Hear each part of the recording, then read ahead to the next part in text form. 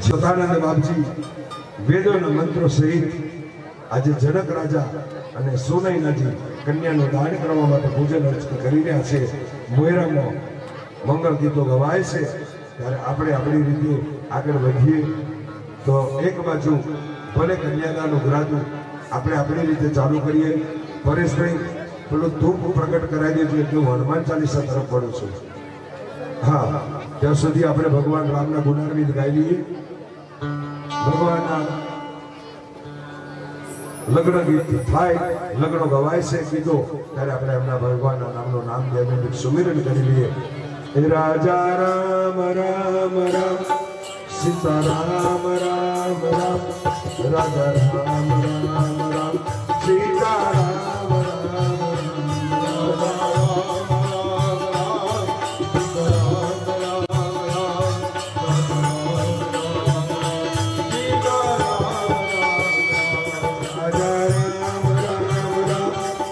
राम राम राम, राजा राम राम राम, सीता राम राम राजा राम राम. रमीलाबेन અમે હું બોલું કર્યું રાજા રામ રામ રામ, સીતા રામ રામ રામ, રાજા રામ રામ રામ, સીતા રામ રામ રામ.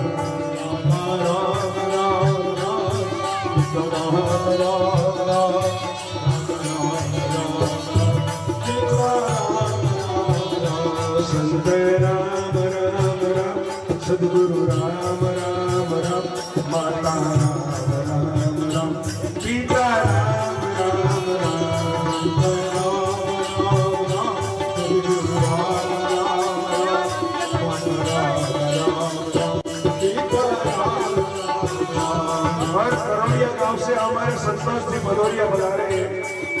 इनको मैं रिक्वेस्ट करूं, यहाँ व्यास बैठे आएंगे,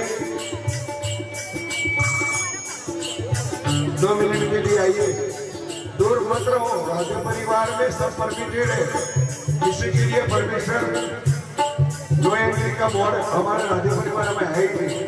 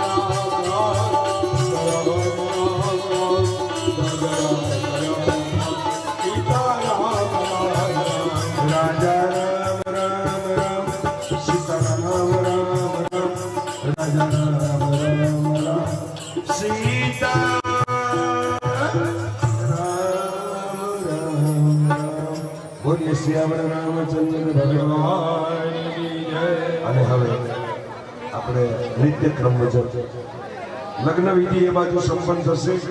આ બાજુ આપણે હનુમાન ચાલીસાનો સમૂહ પાઠ. બહેનો પોતાના માથા ઉપર સાડીનો છેડો યા દુપટ્ટો ઢાંકી દેશે. ભાઈઓ ખિસ્સામાંથી રૂમાલ કાઢી પોતાના માથે રાખશે. લગ્નની વિધિ લગ્નની રીતે ચાલુ રહેશે. બાપજી તમે તમારી વિધિ ચાલુ રાખજો, અમે અમારી વિધિ ચાલુ રાખીએ છીએ. આપણે સમયસર બધું પરિપૂર્ણ થાય. એક બાજુ લગ્નની વિધિ ચાલે, એક બાજુ આપણે હનુમાન ચાલીસાનો પાઠ કરીશું.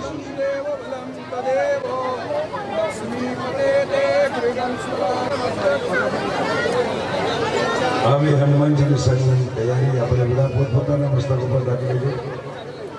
દરેકને મારી નમ્ર વિનંતી, બાળકોને ખાસ કહું છું શાંતિ રાખો.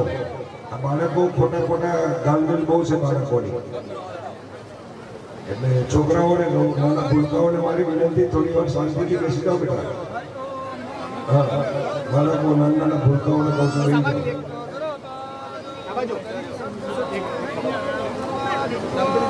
બોલી હનુમાન રાજ કી જય. હે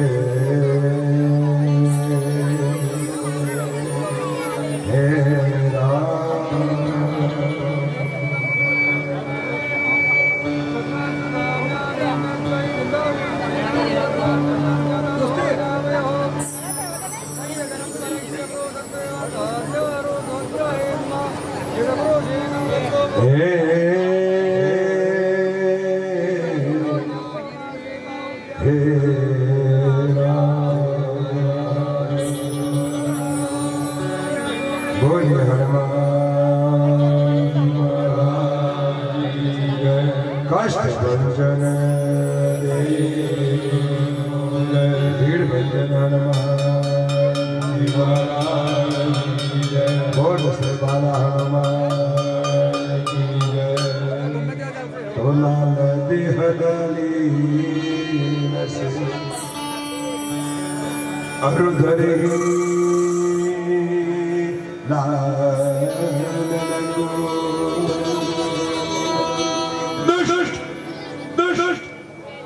તલન દાન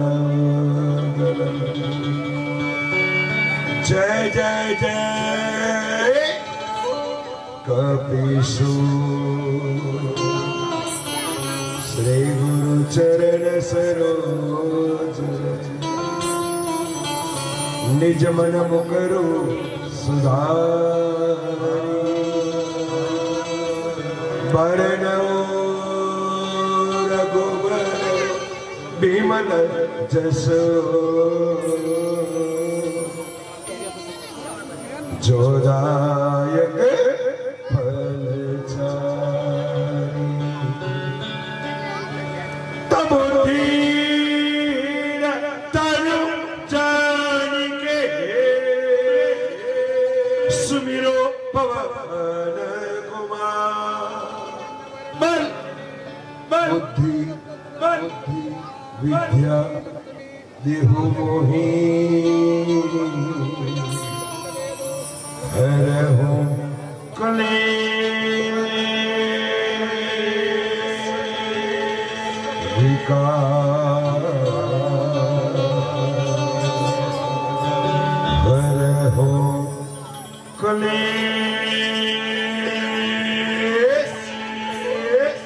વિકાર જય હનુમાન જન સાગર કપિલ મુલા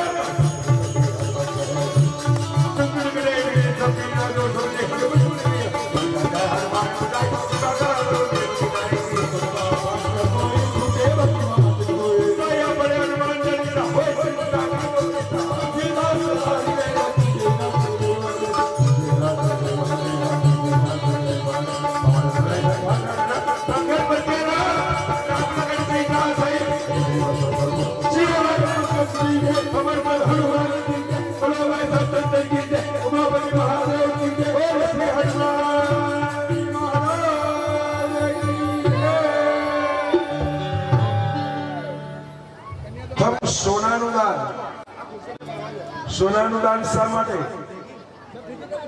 તો સોના જેવી શિખામણ, સોનામાં શિખામણ શું થાય છે કે બેટા જેવી રીતે સોનાને કાટ લાગતો નથી, 100 વર્ષ ભોયમાં ભંડારી રાખો તોય સોનાને કાટ ચડે નહીં. એમ બેટા શાસ્ત્રીમાં ગમે તેવું સુખ હોય કે દુઃખ હોય મનમાં લઈશ નહીં અને મનને કાટ ચડવા દઈશ નહીં અને તારી જીભમાં કડવાશ ક્યારેય લાવીશ નહીં. આ સોના જેવી શિખામણ. ઓ ગોરોની શું છે એમને?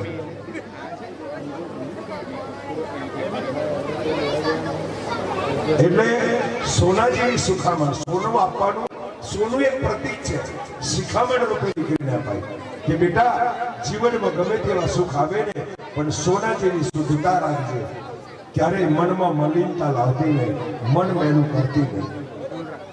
આ પહેલી શિખામણ છે. એટલા માટે આપણે સોનાનું દાન કરીએ. બીજું ગાયનું દાન. તો દેવ બેટા ગાય જેવી રીતે પવિત્ર છે, ગાયમાં 33 કોટી દેવતાઓનો વાસ છે, એમ મા બાપે આપેલા સંસ્કાર તારા શરીરમાં છે.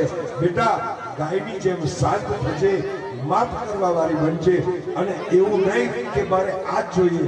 ગાયની માફક તને જે મળે, જ્યારે મળે, જે ટાઈમે મળે ને એ ખાઈને રાજી રહેજે. આહોની હંમેશા પૂરા બેરોતી. હા, ગાયનું દાન, ગાયનું દાન. અમારી દીકરી તો ગાય જેવી, અમારી દીકરી તો ગાય જેવી અને ગાય જેવી કરીને સિંહણ જેવી પટકાઈ દે.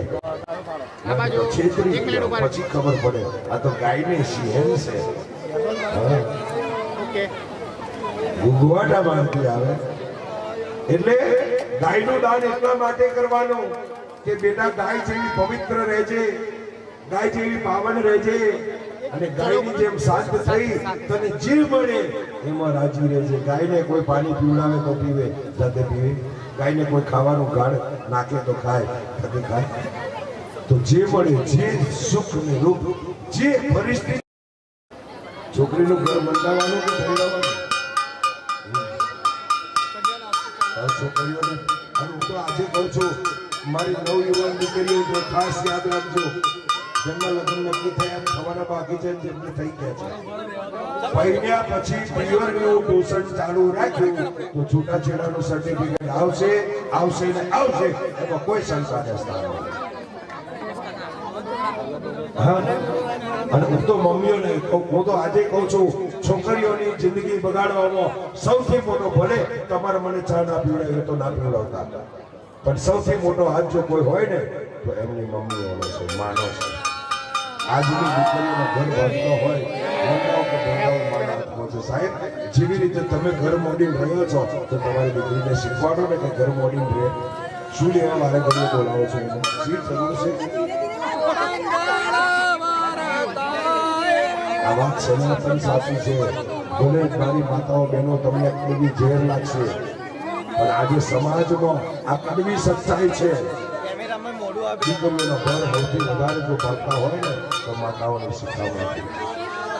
એ ભણાઈ થઈ ગઈ, એને તમે વિદાય આપી છે, હવે એની નવી જિંદગીની એને શરૂઆત કરવા દો. શા માટે એને પાછી પાડો છો? એને એની જિંદગી, એને એનું જીવન, એને એનું ઘર વસાઈને અને સંસારને આગળ વધવા દો. શા માટે આ બધા વિચ્છેદો થાય છે? મને એ નહીં છે. આજે કળિયુગમાં તમે જુઓ, શેષ તકલીફ પડી, મમ્મી સીધો ફોન કરી દીધો, શું જરૂર છે? તારો પતિ બેઠો છે, એની જોડે બેસ, એની જોડે તારી શંકાનું સમાધાન કર. શું તકલીફ છે તને? અને એ મા બાપ છે તો આકવાડ છે તો કે ના, મારે લગ્ન કરવું પણ સિટી રહેવાનું હોય તો, અને તારા મમ્મી પપ્પા મારી જોડે ના જોઈએ તો તારો જ ભાઈ તારા મમ્મી પપ્પાને કાઢી મૂકશે તો તારા છાતીએથી તારે કેવા ઝેડકા પડશે. આટલી વિચારી જેવા આપણા મા બાપ છે એવા તારા પતિના મા બાપ છે. અને જેને મા બાપ ના જ જોઈતા હોય તો મેં પહેલા ઉલ્લેખ કર્યો હતો ને, અનાથ આશ્રમમાં જતું રહેવાનો. બધા બહુ મળે છે, એ તારી મેં સ્વતંત્ર લઈને રહ્યા પછી જો પાડો. જે દીકરીને મા બાપ ના જોઈતા હોય, મા બાપ ના હાહુ ના રાખવા હોય, એમને અનાથ આશ્રમમાં લગ્ન કરી લેવા જોઈએ. સનાતન સત્ય છે. ભલે કડવું ઝેર છે તમે, અને હું તો કહું ફરી મળી કથા કરવા નહીં બોલાવો, શું કરશે? પણ જે સત્ય છે, સનાતન ધર્મની ગાદી છે, સનાતનનો પ્રચારક છું, અને કળિયુગમાં આપણા સમાજમાંથી આ બધી બદીઓને દૂર કરવા માટે અમારે કડવું બોલવું પડશે, જોવું પડશે, તમારે સાંભળવું પણ પડશે. અમલમાં તો નહીં જ મૂકવાના, એ તો મને ખબર જ છે. કારણ કે નિત ગંગામાં ના તો આગલો ગારો ને એમ કે બહુ થઈ ગયું, સર્ટિફિકેટ મળી ગયું, હમ નહીં સુધરેલી. આપણે તો એવાને પરેશભાઈ બંધ કરજો, કથા ખોટું કરતો લાગે છે. બાપ કોઈ સુધારવાનો નહીં, મને સુધારી દીધું એમ કે એ એવો ને એવો હજુ કે રહ્યો.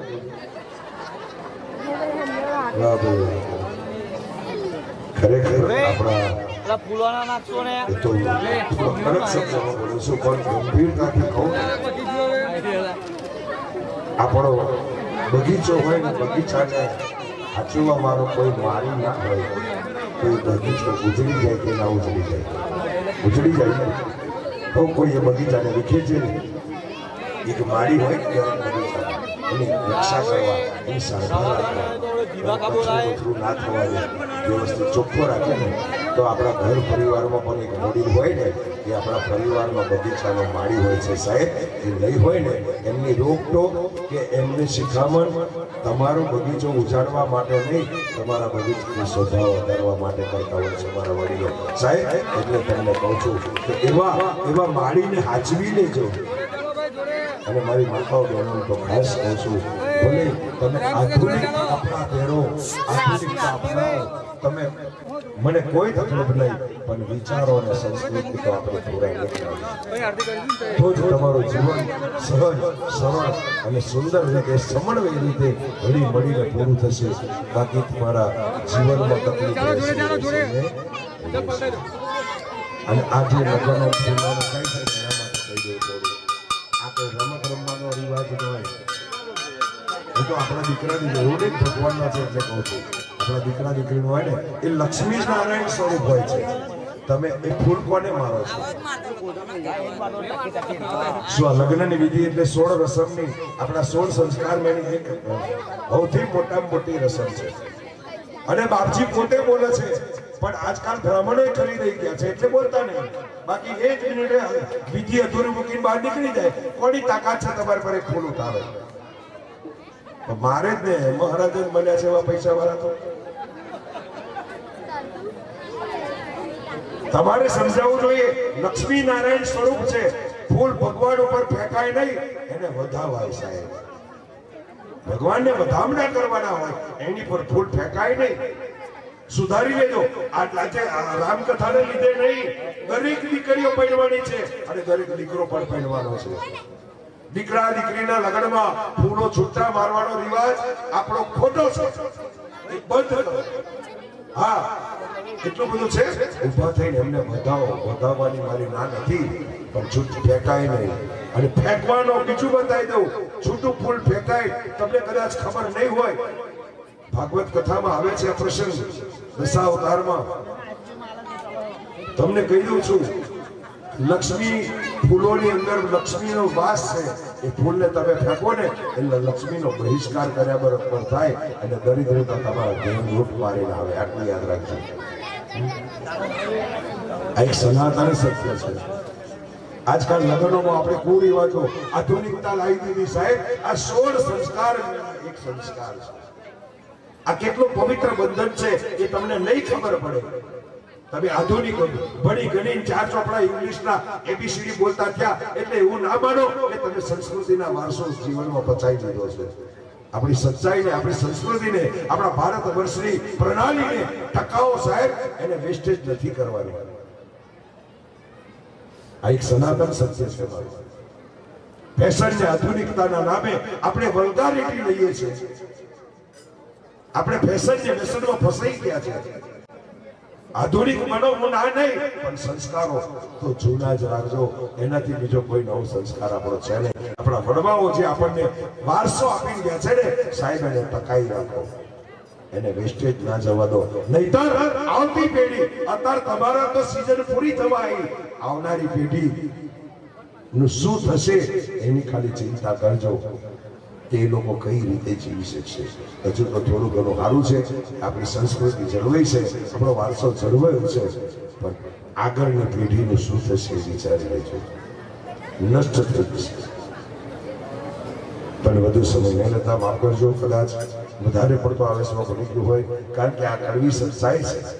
દીકરીના લગ્ન, મને ખરેખર કહું છું જ કાયમ કે જે દીકરીને તમે આટલી લાડકોળથી ઉછેરી, એની તમામ મનોકામનાઓ પૂર્ણ કરી, એને લાડકોળ લડાઈ, એને તમે સારી રીતે તમારા આંગણામાં રમતું ગમતું ફૂલ બીજા કોકની ઘેર મોકલી, એના ઘરનો દીવો બનાવવા, એનો સંસારને આગળ વધારવા વાળી દીકરી 3 કુળને તારવા વાળી છે. ઓમ ગૌરવ લો છો તો પછી ઓમ દીકરીઓને ફોન કરીને એમની જિંદગી શા માટે બગાડો છો બાપ? શા માટે તમારી દીકરીઓના ઘરો ભાગો છો? દુઃખ એ વાતનું છે, એ દીકરી પાછળ લાખો રૂપિયાનો ખર્ચો કર્યો, તનતોડ એના મહેનત, એના પિતાની મહેનત એક દિવસ માટે વાપરીને નવરી કરી દઈએ છે, ના હોય તો વીગું વેચી કહીએ છે, અને એ જ દીકરી માટે માં ઘરમાં બેઠી બેઠી ફોન કરીને દીકરીનું ઘર તોડાવે છે. આ તમે માં કહેવાને લાયક છો ખરા? માં દીકરીનું ઘર કરાવે કે બદલાવે એ ખબર. માની તો મમતા હોય, માનો મોહ ના હોય. માં મમતા ભરે સ્પર્શ કરે, માની શિખામણ હોય, માને શિખામણ કેવી હોય કે દીકરીનું ઘર વસે એવી હોય, ઘર ભાગે એવી શિખામણ ન અપાય. તો આજે વિવાહ સંપન્ન કર્યો છે ધામધૂમથી. ભગવાન લક્ષ્મી નારાયણ સ્વરૂપે ભગવાન રામચંદ્ર અને માં સીતામૈયા જગદંબા જાનકી અહીંયા પધાર્યા. હવે એમને પાછા હતા તો બેહાડવાના છે. અને આજની આરતી જનક રાજા અને સોનૈનાજી સર્વ આખો પરિવાર, રામ પરિવારની આરતી આજે ત્યાં ઉતરશે. એમને બેસાડવાનો મહિરામો જ, અને એ બેસાડ્યા પછી એમની આરતી આજે મુખ્ય આરતી ત્યાં થશે. 2 આરતી રાખવી હોય, 3 જે રાખો હોય ત્યાં રાખો, બાકીના બધા આપણા આમંત્રિત મહેમાનો યજમાન આગળ આવી જાય. ફક્ત એક આરતી અહીંયા ઉપર વ્યસ્ત કરાવશે. તો અહીંયા આપણી વાણીને વિરામ આપીએ છીએ, ભગવાનની આરતી કરીશું, પછી ભોજન. ફરી પાછા તમે આવી જજો બધા વહેલા, પણ વહેલા ના આવતા. અમારા જીતુભાઈ 3 દાડાથી પધરામણી વગર રખડી જાય છે, રોજ મન નાખે. કાલે અમે ગોઠવું ગાડો ગામમાં ફરી વળીએ ઉઘરોનું કરવા. મને કે બાપજી આજે નહીં મેળ પડે. મને કે ગામ કમ ના મેળ પડે? બધી માતાઓ, બધી છોકરીઓ, 64,000 છોકરીઓ આજે અમારા આમળિયારા ગામમાં અને કથા મંડપની જે ચિત્રકૂટ ધામમાં બધી માતાઓ પ્રગટ છે. તમારે દર્શન કરવા આવવાનું છે. ભાઈ હું આવ્યો, અને હકીકત આખા ગામની માતાઓ આવી જતી, બધી માઓના દર્શન કર્યા અને પછી એટલે પધરામણી આજથી ચાલુ કરીશું. મન 2-3 જણે પૂછ્યું, બાપજી અમારે ઘેર ક્યારે આવશો? એટલે બોલવું પડ્યું. આઈસ ભરાવશો નહીં, સ્ટેપ બાય સ્ટેપ બધું ઘેર જઈશું. તો આઈએ આરતીની તૈયારી કરીશું. રામ સીતાજીને આપણે ત્યાં પધરાવો, ત્યાં બેસાડો, આરતી ત્યાં કાઢવાની છે. કૃષ્ણ શ્રી અંબે શ્રી તુળજા ભવાની બોલ શ્રી હનુમાનજી अपने अपने सदे गुरु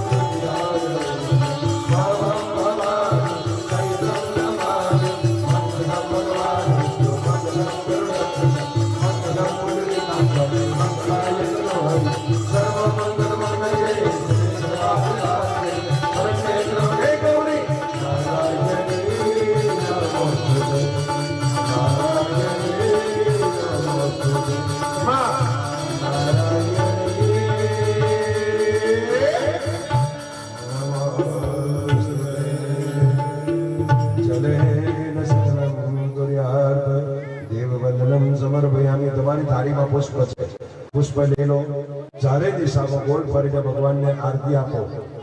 આની કાની ચ પાપાની પ્રદક્ષિણામ પદે પદે દેવ વદનમ સમર્પયામિ.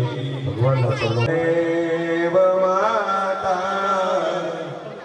ચ પિતા ત્વમેવ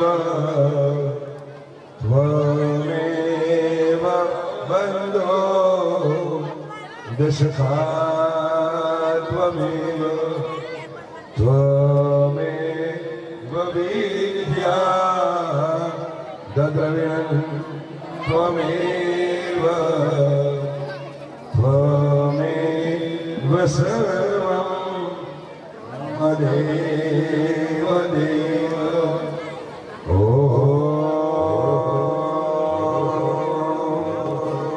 શહના ભવતુ શહનમ ભુનક્તુ સહ વીર્યં કરવાવહે તેજસ્વિનાવધીમસ્તુ મા વિદ્વિષાવહે.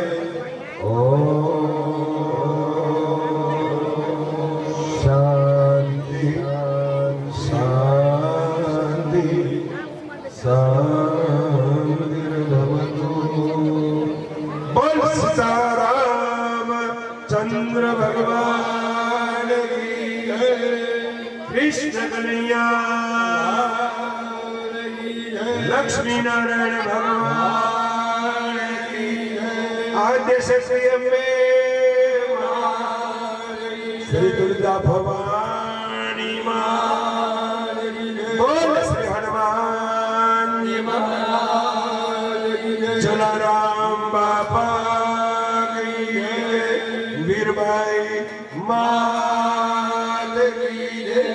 अपने अपने सदे गुरु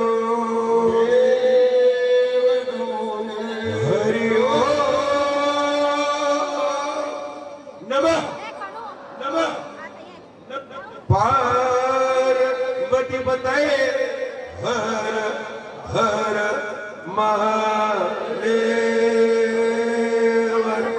जय सीताराम जय सीताराम जय सीताराम. फिर अपने कर कमल उठाए बड़े भाव से प्रेम से और दिल से बोले राधे